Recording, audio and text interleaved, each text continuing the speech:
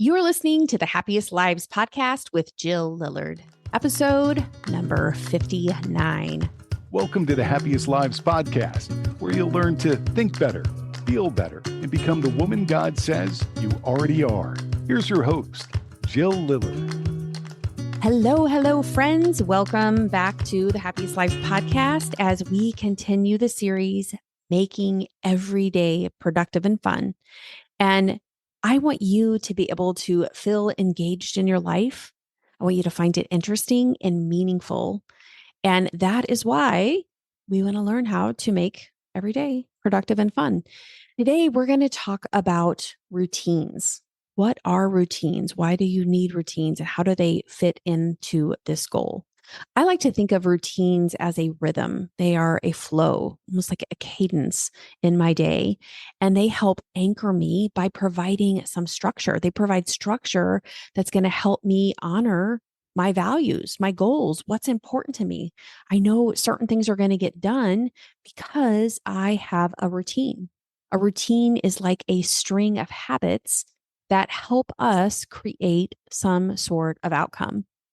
Studies have shown that up to 40% of our daily actions are driven by habits and routines rather than conscious decision making. 40%, that's huge. And so you might think that you don't have any routines in your day, but you do. The question is, do you like your routines?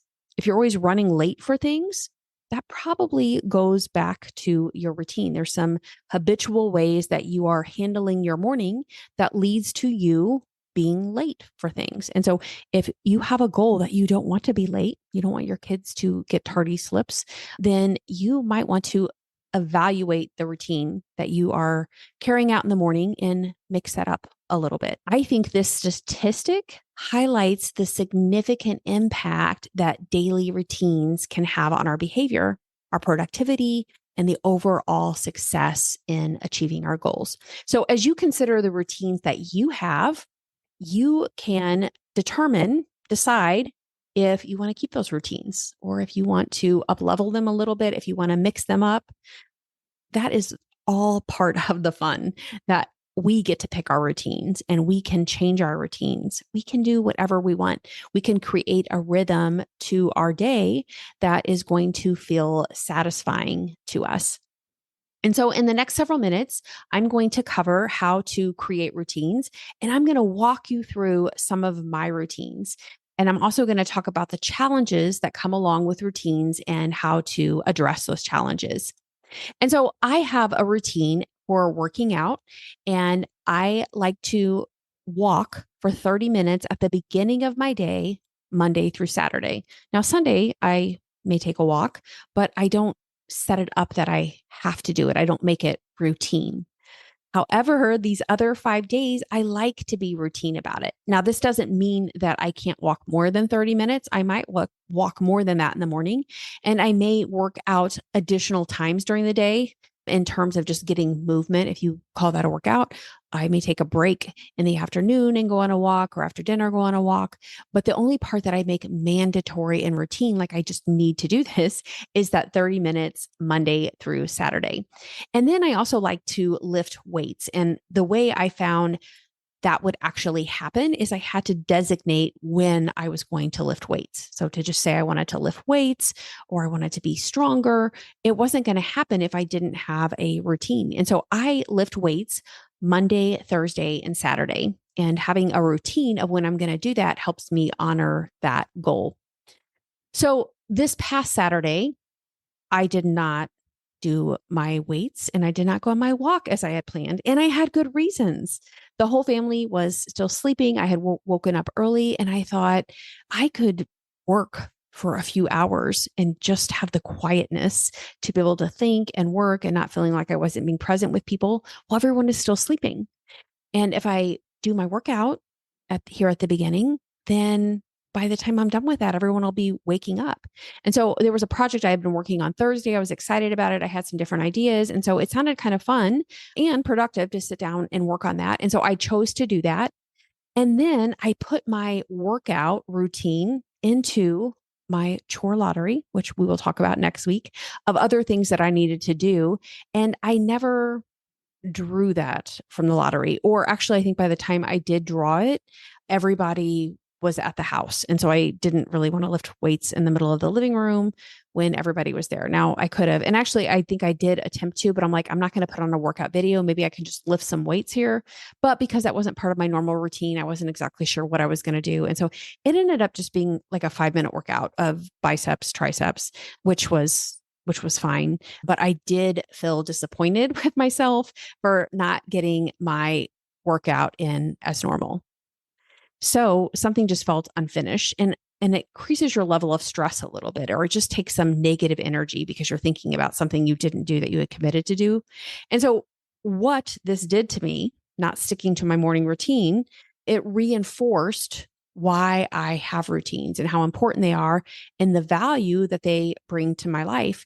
And so I think next time, although I did enjoy those 2 hours getting to work and think that was a productive time. I do think next time I will honor my routine and do my weights and my walk in the morning because that is a important priority in my life.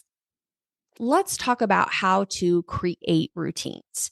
The first thing you want to do is become aware of your current routines. Now, you don't have to change your entire day worth of routines, your entire week's worth of routines. But I want you to consider some part of your day that you feel is not really enjoyable. It's not productive. It's maybe neither one of those things, or some negative result you're getting in your life. What is a routine that you can establish to change things a little bit? So it might be your morning routine. It might be your evening routine. If you're always feeling unprepared for your day and you don't know what you're going to eat the next day, maybe in the evening you need to plan what the meals are going to be and have everything kind of ready to go. So you're not having to just make decisions on the fly and then you're eating junk food. And then you're like, I keep saying I'm going to be healthy, but I'm not. So maybe you want to develop some routines around that. You decide whether it's an area of your health goals or your spiritual focus or maintaining your household. Maybe it's for work. You pick what area. And then you can also start by just picking a time of the day, like a morning routine or into the day routine. But you want to pick one of those, see what the routine is, assess the habit, and identify if there are areas for improvement. What do you want to do differently? You could add some new habits to some existing habits. So if you wake up in the morning and you get a cup of coffee and you want to have a quiet time, you could add grabbing your Bible and reading your Bible while you have your coffee in the morning, if that's something you already do. I also like to consider tasks that require more of my focus because I know there are times of the day I focus better and I think better than other times. And so for me, I am a morning person. That is my prime time. For some of you, it may be in the evening. You identify when that time is. And if you have tasks that require more focus, I would have 2 hours blocked, a 2 hour window at least of being able to focus on that thing. Maybe it's going to be, for me, it's like 9 to 11 on Monday through Friday. So you decide for you as you plan kind of your schedule. I think being able to start small, be consistent, maybe have some accountability in place, that is going to help you as you create routines. So I just want to share my routines with you. I'm going to share with you my daily routine, my weekly routine, and then I won't go into too much detail, but I'll kind of just give you a snapshot of some annual routines that I have. But these routines, they support my goals, they support my values. I want to be able to feed myself spiritually and prioritize my spiritual health. I want to be able to take care of my body. I want to be able to manage my house well. I like things clean and organized. I want to know what's going on with my finances. And so I want to set aside time and routines to manage my money. Being able to create organization helps me create more peace and joy in my life. Creating routines around these different values helps me honor one of my greatest values, which is my relationships. I find that routines support me in being able to be more spontaneous, to be able to relax in the moment and enjoy the fun things because I know there's a time when the work is going to get done. So my daily routine, I break my day as I was looking at, okay, what are the routines that I have? I'm breaking it down into the early morning, the afternoon, and the evening.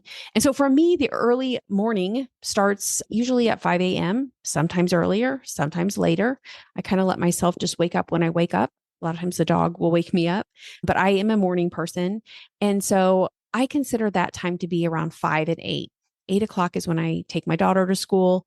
And so that early morning period is going to be the time that I organize my mind for the entire day. I spend some time with the Lord, just inviting Him into that space. I may read the Bible and also exercise. And so it starts with the basics of waking up, brushing my teeth, going to the bathroom, and then making myself a cup of coffee. Now, there are other things. I have to take the dog potty and put food in her dish. I do that. And then I get my coffee and then I sit down. And usually she has to go to the bathroom again. And so that happens. But I like to sit there with my coffee and in the quiet, usually just have that quiet space to myself. And I will have different routines within that routine of how I do that. So if I'm doing a certain Bible plan, I might follow that. I may just be reading my Bible. I may start with just journaling, sitting quiet, maybe doing some breath prayers. I usually have my Bible, a journal. I have the Happiest Lives 2-month journal. I'll usually do that at least once a year, if not twice a year. I don't do it all year long because then I find I start getting bored and I need to mix it up. But the structure of that journal allows me to look at scriptures and kind of rewrite those into prayers. It allows me to space to do my heart scanning where I'll write my thoughts and I may pull a different thought or feeling out, and just some super thinking to free write about certain things for a while, giving myself time to think about things. And then I also like to look at my calendar for the day. Here's my priorities. This is what I want to get done today. I might do some time blocks and things like that. I need to call these people. I may organize some list and such that I have. But that's the first part of my day. And then I will go on a walk, or if it's my weight days, I'll usually do my weights first and then go on a walk. And that gets mixed up a little bit when it's dark. I don't like to go out when it's pitch dark. So before the time change, I may be walking a little later than I prefer. But basically, that's what my morning looks like. And then I have routines in those routines, right? So I may go on a walk. Sometimes I listen to a podcast. Sometimes I may pray. I may listen to scripture. There may be some different rhythms or habits that I have that I do mix up. And then between 8 and 9 during the week is kind of a transition time for me. I'm taking my daughter to school, getting back. There may be a few things I need to do for the day, but definitely by 9 o'clock, if not before, I'm either going on a call with a client, seeing a client in person, or I'm starting a project, whatever the task is of that day. So from 9 to 11 on the days that I work from home and I'm not seeing clients, that is my 2 hours of focus where I really just get into what it is that I'm working on. I find it to be very productive. And then I'll usually need a little bit of a break. Maybe it's time for lunch. And then I'll work for a few more hours. The afternoon for me, I would say that starts about 2 o'clock. I am usually ready for a break. My mind is tired. And so when that happens, I like to exercise my body or let my body rest. So I may take a little nap if I'm able, or I may go on a walk, but I will kind of shift my energy a little bit. And I've learned to give myself permission to do that. There'd be other times that I would kind of push myself to continue to be productive, and it would probably take me twice as long. I've just realized that's not my time to be the most productive. And so I'll do lighter work, lighter tasks in the afternoon.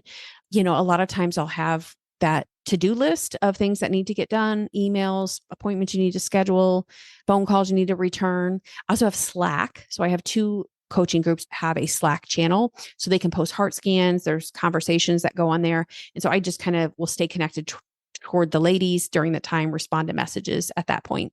And then the afternoon kind of moves into the evening. And that's, where my daughter's coming home from school, thinking about what's for dinner, prepping that, getting that ready. So then we come to the evening, and my evening routine is usually preparing dinner. We have dinner together, cleaning up, maybe go on a walk. I like to kind of straighten things up around the house. There's always different things that have accumulated or different things that may need to be dealt with. I like to kind of just get things back in order, and then also think about the next day in terms of if I'm going into the office and I need to prepare my food, I may, pack a lunch bag.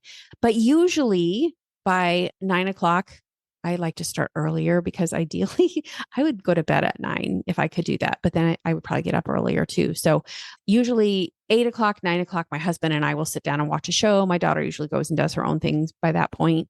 And then by 10:30, we're we're usually in bed. So that's kind of the rhythm of what a day looks like for me. Of course, the weekends are a little bit different. You can see that there are routines in there that are honoring my goals to feed myself spiritually, to take care of my body, to get my work done, and take care of myself, keep my mind organized. And that is incredibly helpful for me. So I also have some weekly routines. I've had some shifts in the past year of what my work schedule looks like. We had a local counseling practice that we had owned for like 13 years and we shut that down. And so we don't have that office space anymore. And so I'm not working in the office as many days as I was, but I'm pretty good at managing my time. I'm a self-starter. I can be pretty disciplined, but having a routine and a rhythm really helps that. And so the rhythm that I have kind of created for myself is on Mondays, I work on my podcast. And I usually have that done before the afternoon. I do that on Mondays. And then on Tuesdays, my focus is Zoom calls. And so I will see clients from Zoom from home. I have coaching groups that I will do on Tuesdays. I have some couples I'll see or individual clients. That is on Tuesdays. Wednesdays, I rent office space from a friend. And so I will use her office all day on Wednesdays and I will see clients in person. And so my work day of seeing clients will oftentimes go from 9. I will see clients up till 7 o'clock at night. That is not ideal for me because my brain is not working as well by the end of the day. So I like to be done by 5 ideally. But by the end of a Wednesday, I am just, I think, spent after doing the wonderful work of working with clients all day Tuesday and Wednesday, which I love doing. So I am pretty non-productive Wednesday evenings. My family is at church. My husband works with the youth group with my daughter. So they're gone by the time I get home, but I just have a little exhale then and give myself permission to rest, which is nice. And then on Thursdays is when I can focus on the part of my business that goes by the wayside if I don't prioritize it. And that is marketing, sales, new programs, content creation. Those are things that I do on Thursdays and where I can get kind of creative and think, what are ways that I can grow my business? How can I let other people know about my services? I like being able to, create graphics or some design work and things like that.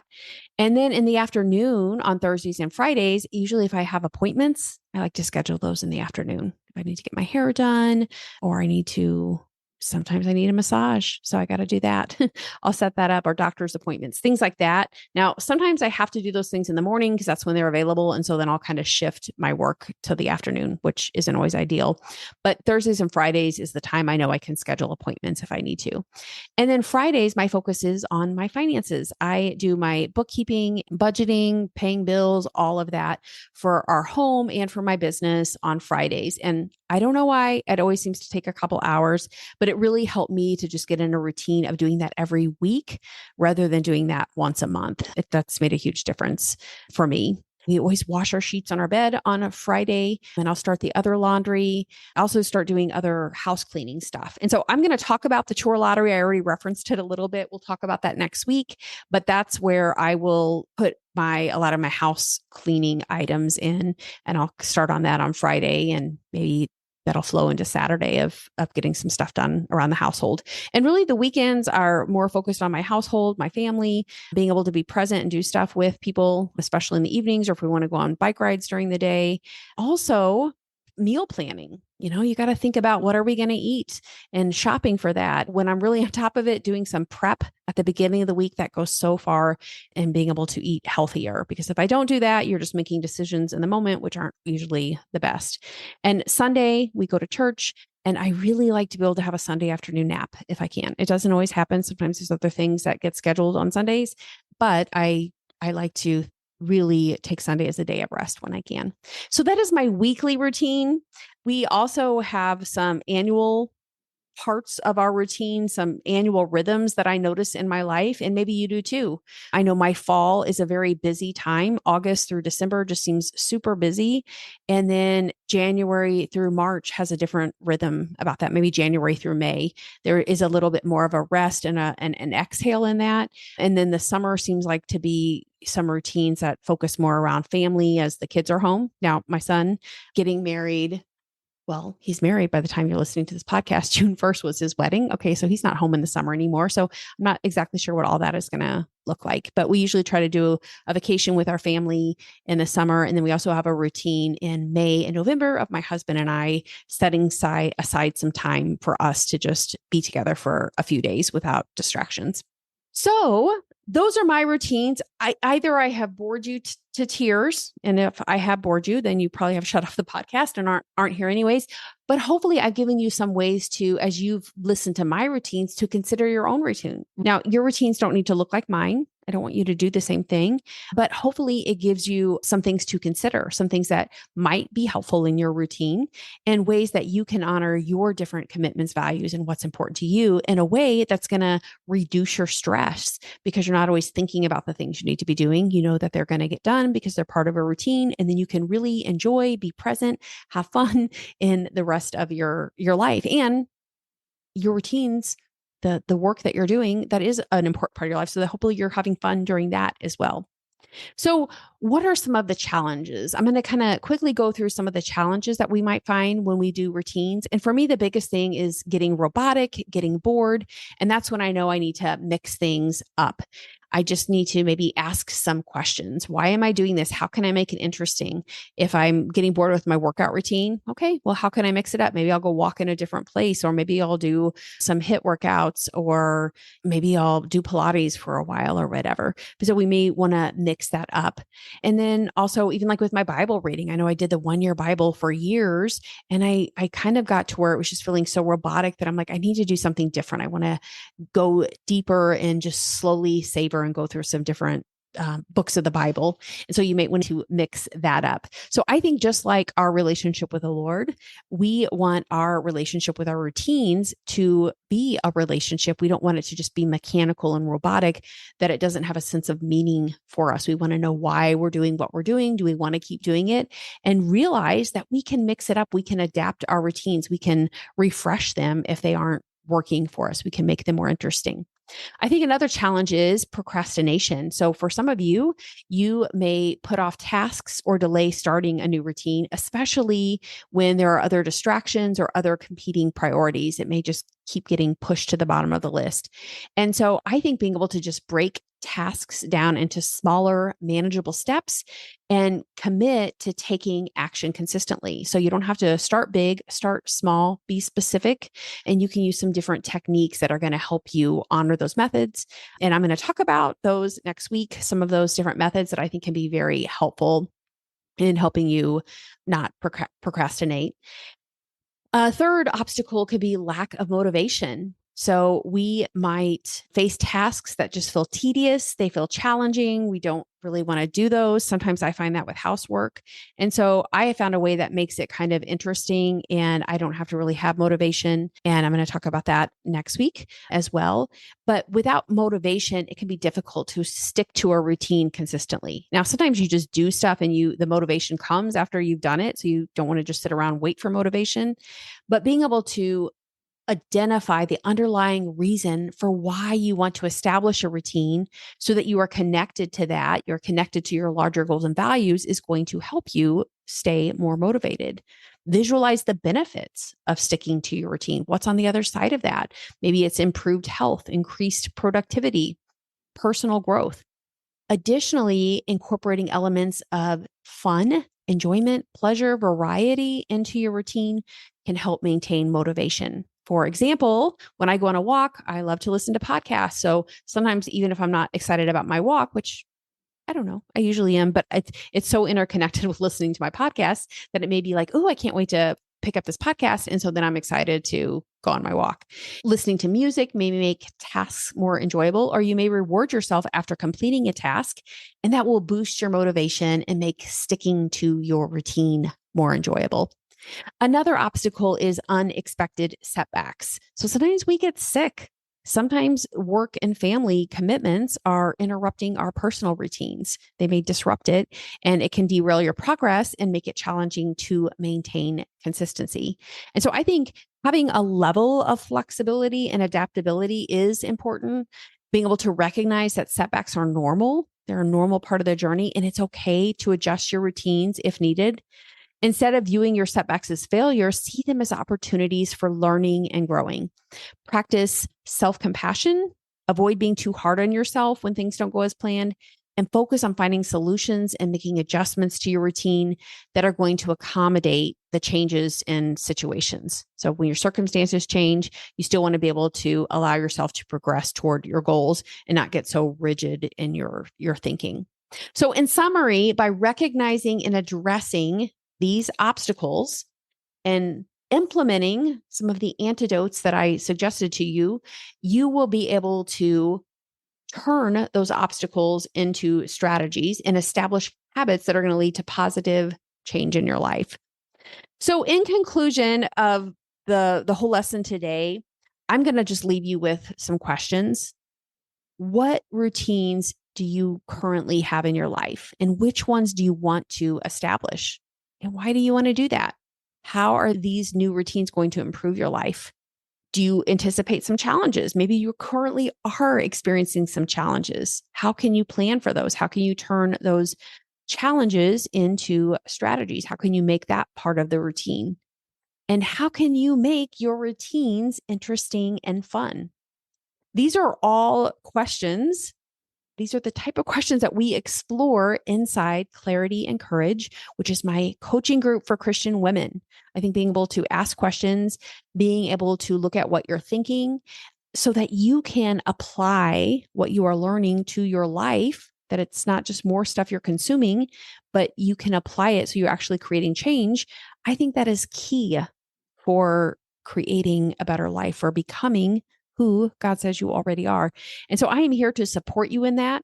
I'd love to have a live conversation with you, which you have available inside Clarity and Courage Coaching.